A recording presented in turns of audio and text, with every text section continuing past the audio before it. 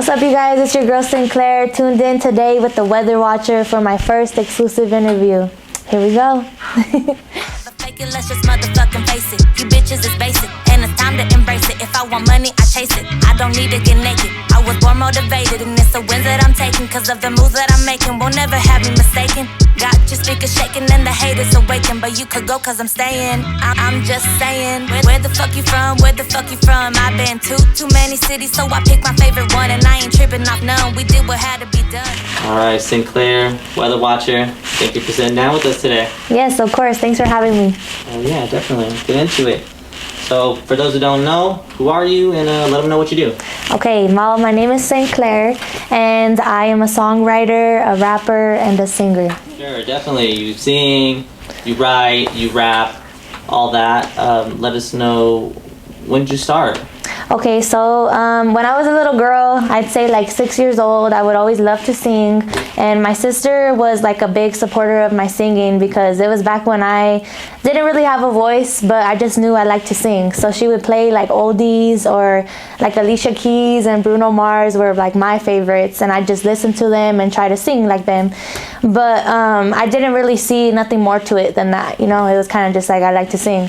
And then the older I got, the more I do it, you know. I never lost touch of like that passion, but it just wasn't nothing major yet. And once I hit, I was a junior in high school in Southern California, and I told my dad I wanted a keyboard because I wanted to try to like make my own music. So he got me a keyboard, and I didn't know how to read music, so like I just remember like playing random keys and trying to make a beat. And once I kind of came up with like a pattern of something, I would try to put the lyrics on it. And my lyrics, that's where it was hard, because my lyrics, it was kind of like I didn't go through nothing yet, so it was like, you know, I didn't really have nothing to say. So I would write, you know, like I say like puppy love type stuff, you know, like movie type of lyrics. So it just didn't sound right. And I would show my mom, I showed my dad. I wrote 2 songs only, and that was kind of it. I kind of left it at that because it was just, I didn't feel it. And yeah, so I left it to the side, and that's when I decided I'm going to be a dentist and I'm going to go to college, and I kind of put it to the side.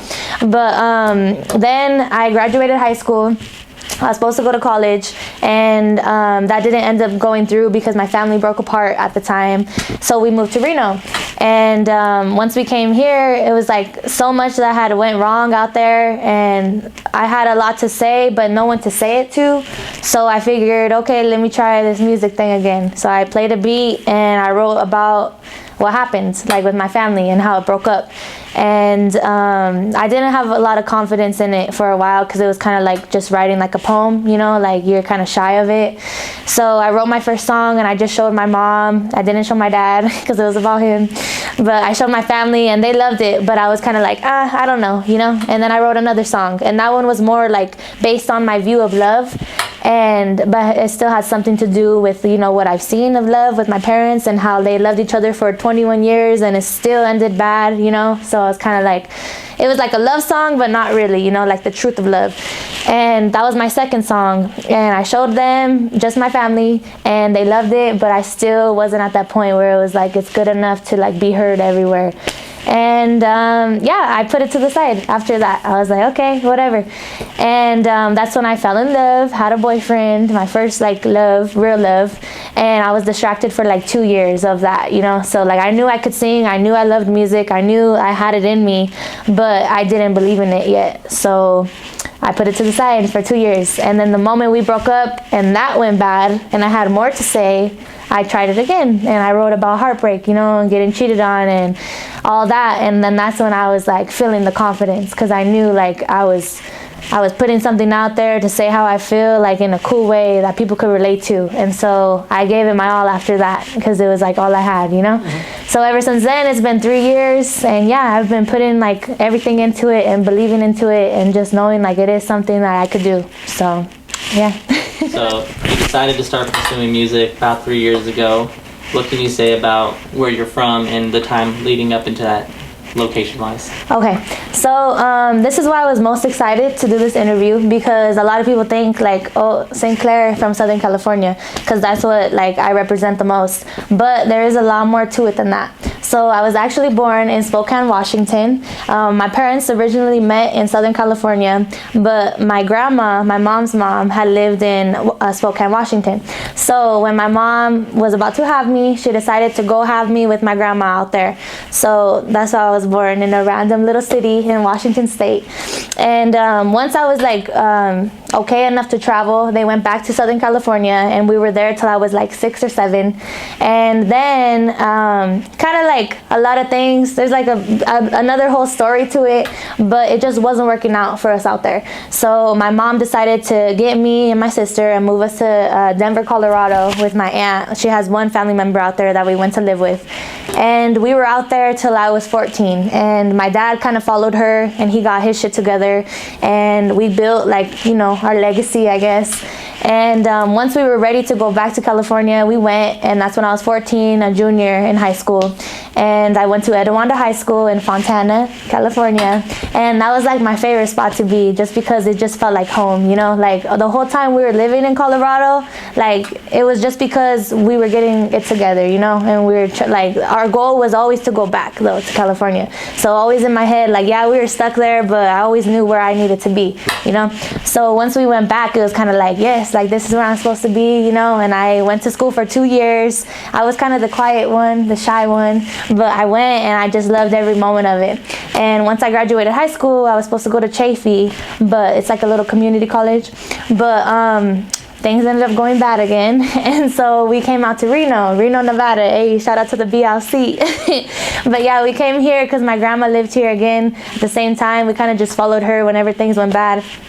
And we were here for, I think, like 6 months, and I didn't like it. I partied, you know, I got lost in the party scene, and but I was young, you know, I just graduated and I had different goals in mind. So when we came, it was kind of like a lot for me, and my family was just, we were safe, so they stayed, and I decided to go back. And this is when I lived in Upland, California with my aunt. I stayed for a year, got my car, got my shit together, and then the moment I was doing like really good though, it was kind of like my family wasn't. They were struggling out here because my grandma had moved to Idaho, and so it was like I seen them struggling and me doing good where I wanted to be, but it wasn't right without the people you love, you know?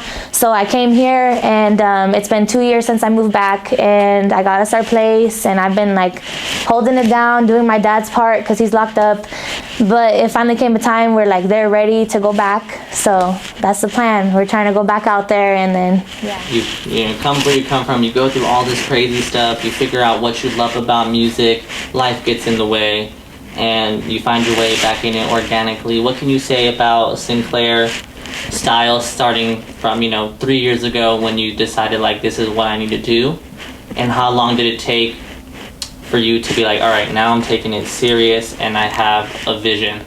Okay, I'd definitely say it would take like a year. I think it took a year of just like developing, you know, like I didn't know, pretty much learning too, like there's so much to learn with this music thing, you know. Like when I first started, it was kind of like, okay, I like to write to these songs that I know. Like I started off with the Akon remix of Mr. Lonely, and then Tupac, I love Tupac, so I picked Do For Love, rewrote that one, recorded on it, you know. And also that, like, recording is a whole process too, like finding people to work with your voice, you know. So it took me a long time to like find people to record me, and then find the beats that I could own, because that's a whole nother story. And then just executing it, pushing it, you know, like making my own Instagram page, making my YouTube, like learning how to sign up for DistroKid. Like if you don't do music, there's probably like hearing all this is like, what, you know. And that's how I was when I started. It was just like, but I knew that's what I wanted, you know, so I was always willing to like learn and like, you know, find the steps of what I had to do. So from 3 years ago to like just having that passion to where I am now, like I definitely came far, just because it's like there's so much more I know, and I just know what I have to do. You have to own your beats, you have to write all your own shit, you know, post all your own stuff. And yeah, so I definitely came far. And then shows too, like I just barely started doing more shows, and from my first show, shout out to Halbred, Baby Bagdad's birthday, I went out there, performed, and I was so nervous just because I never, you know, showed my music like that. But I did it, and I had a few more shows in between. And then I just did the MB Rider show, and man, it's just like I've definitely grown so much just with confidence, and just the biggest thing you could do is just believe that you're gonna make it, and putting the passion into it too. Like, it's one thing to believe, but you gotta do the work too, you know. So 3 years ago, yeah, it was just a thought, but now it's like it's gonna happen, you know, and I'm gonna do whatever I have to do to like make it happen. So Definitely. Yeah. For someone who doesn't know or not familiar, it might be curious, like, how would you describe your sound, or like what type of music do you make? The biggest thing is just saying how I feel. Like, whenever I start a new song, and that's why I have so many finished songs, is because I'll be in like a zone where I just gotta like say what I want to say, but make it a song, you know. Like, I feel like that's important, is just putting your heart into the music, and that's what I try to do. Like, I never sit down and make a song like, oh, this is what they want to hear, so, you know, like, this is how I'm gonna look cool, like, let me do this. It's never that, you know. It's always like, this is what I'm feeling, and I'm gonna put it on a song and make it so like people could relate, but still like bob their head to it, you know.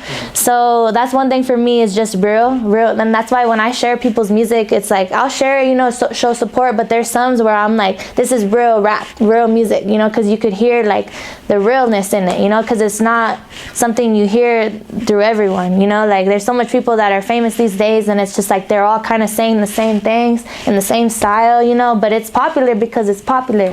But for me, it's like, it doesn't matter if people are gonna like it. Like, my Hear Me song, it was kind of like about my grandma passing away, you know. It was just like how I really felt, and it's like, yeah, people may not like it, they may not understand, but it's what I like, and it's what I feel, you know. So one thing about my music is it's real, and it's me, and it's what I have to say. But other than that, it's also for like people to relate, you know. I don't ever be too specific in my things. Like, I could say like, this happened, this happened, this happened, but some people may be like, I don't know, because that never happened to them, you know. But if you pick the parts that people could relate to and make it in a way like that's, you know, it rhymes and stuff, then they'll be like, okay, like, I felt that before, you know. So yeah, my music, as a like put into a whole like topic, real, and rhymes are important too, you know. Yeah. So yeah, that's Sinclair's music. When I first stumbled on your music, that was the first quality I definitely admired, like the relatability. You know, obviously, like, we haven't gone through the same exact stuff, but the way you deliver it and then the feelings you share are definitely stuff that like I felt, you know, all throughout life. And so I definitely think that's something people could really gravitate towards. Yes. Speaking of your catalog, so I go back and I see you really start having more official releases in 2020. What can you say about maybe your first official release, whether it be on DistroKid, your first music video, first finished song? Okay, my first one was Roll the Dice. That was one that's kind of like, it was kind of unplanned too. Like, for Be Some and Hear Me, it was like, I wrote it and I knew I wanted to get out there. I picked the cover, you know, it was all plans. But for Roll the Dice, it was kind of like, I wrote it about a guy that ghosted me. So yeah, I met him and I had like all these feelings, but he didn't live in Reno. He lived in Northern California. So I met him, was all like having these feelings, and then he moved, and it was kind of that thing where I was sitting there like having these feelings, but there was no way to get them out besides sitting down and writing a song. So I had that beat and I was like, all right, I'm gonna write about it. So I wrote all about it, and it was like a hit to me, you know. I was like, okay, I'm gonna record it. So I went, recorded it. Shout out to Cody C Music. I went and recorded it with him. He does a great job. And after that, it was like, okay, I need a cover art for it. And this is like, all the 10 songs I had on SoundCloud, it was just like, you know, I recorded them, put them out there, and I didn't have to worry about the rights, you know, or anything. But for this one, I was like, I own the beat, you know, I wrote all the lyrics, so now I need to do the next part, get the cover art, and then put it on all platforms. So it was like the first song to just get out there, you know, just because I loved it, and it was like, so yeah, I put it out there, and a lot of people did like it, definitely, and most importantly, I loved it, you know. So, and the guy ghosted me, but it's okay, because you know what, I got a hit out of it, so I didn't lose. But yeah, once I got that out there, I focused on my EP, and my EP is going to be called Lights Out. And I haven't really, like, I wanted to get it out in October, but things didn't go as planned. My dad is currently locked up, and it's important for me that he's there when I release it, you know, because each song I did was kind of part of my growth, you know, like I would call it, he'd call me and I would show him like, hey dad, I got this one, you know, and it became like track 1, track 2, track 3, like, oh, I got this one now, you know, all through a whole year I worked on this. And the moment I was gonna release it, he was still locked up, and he was like, dang, like, he didn't necessarily say it, like, you can't drop it without me there, you know, but he was like upset about that he wasn't there, you know. Yeah, so I was kind of like, you know what, and I told him one day, I'm like, I'm gonna wait, you know, like, why not, because he only has a few more months, so I'm like, I'm gonna wait till you're there. And so I put it to the side, and it sucks because that's a whole year's worth of work, you know, and like, is a lot of growing, you know. Each song I got better and more harder and more like, dang, like, you know, so it kind of sucks in a way because not a lot of people know like what I have in store, you know, but I know, and I know, like, you know, so it gave me confidence, it made me like build myself. But as far as like releases, they're all on hold, you know, so that's why I decided like, all right, I'm gonna start dropping singles. So I dropped Roll the Dice, and then after that I was supposed to drop my album or my EP, but I didn't. So then I'm like, okay, let me drop Be Some, and then I dropped Hear Me, and I have like 2 more in store before the EP drops. And so yeah, it's kind of important, like I try not to get lost in the dropping things for other people, you know, but it is important just so you know, like people know you're on that same level that you hold yourself to, you know, because like I know what I bring to the table, like just with my EP, like it's hard, you know, it's good, but it's not heard yet. So I'm trying to get stuff out there so people know, like, you know, I got something, it's just you don't know the full story yet. So yeah, I don't even know what the question was. No, you did a great job. Yeah, you broke down like your current releases. Yes. Yep. Definitely. Sativa all on me. I really need some indica to fill my needs. These rappers out here faking, that's all we see. They looking like replacements to Squad Benji. Been at this shit for years, so we do it with ease. Showing love to peers while they jocking the steez. You shit about the drop, so haters get on your knees. This shit will never stop, they better get up to speed, yeah.